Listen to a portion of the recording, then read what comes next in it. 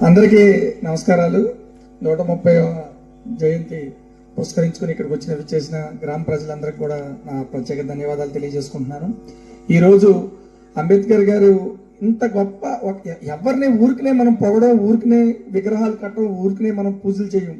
ఇవాళ అంత ఎందుకంటే ఒక కష్టపడి ఎంతో అణగారిన ఇబ్బందులు, అసలు కనీసం మంచినీళ్లు తాగడానికి, చెరువులో మంచినీళ్లు తాగడానికి కూడా నోచుకోలేని స్థితి నుంచి ఇవాళ ఆయన మనందరం కూడా ఆఖరికే ఈ దేశానికి ప్రథమ పౌరుడైన రాష్ట్రపతి కూడా ఆయనకి నమస్కరించి పార్లమెంటు భవనంలో అడుగు పెట్టాల్సిన పరిస్థితి ఈరోజు మనం ప్రధానమైనా ఇంకెవరైనా సరే ఇవాళ అలాంటి పరిస్థితి తీసుకొచ్చిన ఘనత ఆయన. ఎందుకంటే అంటే కష్టపడితే ఎప్పుడు ఫలితం దక్కుద్ది.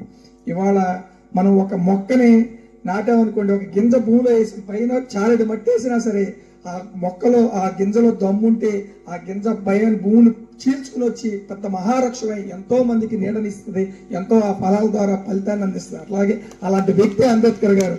ఇవాళ ఆయన కింద ఎంతో అణగతొక్కుదామని ప్రయత్నించినా సరే ఆయన ఒక మహావృక్షమై ఆ వృక్షం కింద మనందరం ఇవాళ ఒక ఏదో దళితులకు లేకపోతే ఇంకో ఒక రాజ్యాంగాన్ని అందరికీ సమాన హక్కులు కల్పించి, లేడీస్కి రిజర్వేషన్ కానీ, సమాన హక్కులు కానీ, లేకపోతే ఉద్యోగంలో 10 గంటల నుంచి 8 గంటలు చేయాలని కానీ దేశాలు తిరిగి, ఎందుకంటే స్వతంత్రం ముందు మనకి రాజ్యాంగం లేదు.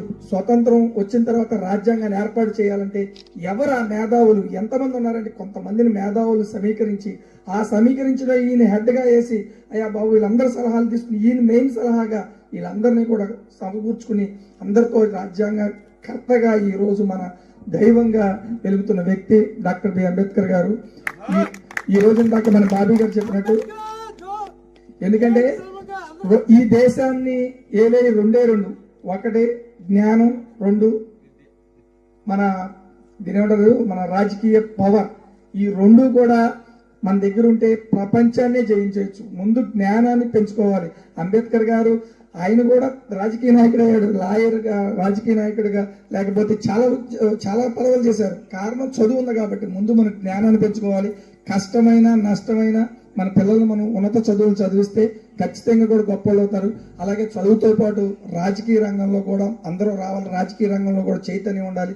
రేపు ఇక్కడ నుంచి ఉన్న మన చుట్టూ ఉన్న వాళ్ళు ఒక సర్పంచ్లు అవ్వచ్చు, ఎమ్మెల్యేలు అవ్వచ్చు, జడ్పీటీసీలు అవ్వచ్చు, మనతో పాటు 10 మందిని బాగు చేసుకోవాలి. మన చుట్టూ ఉన్న మన వ్యవస్థని లేదా మనకున్న అణగారు దొక్కున్న వ్యవస్థలను ఇంకా బాగు చేసుకోవాలంటే మన చేతిలో పవర్ ఉండాలి, అలాగే విద్య ఉండాలి. ఈ 2 ఉంటే ఖచ్చితంగా దేశం బాగుపడుద్ది.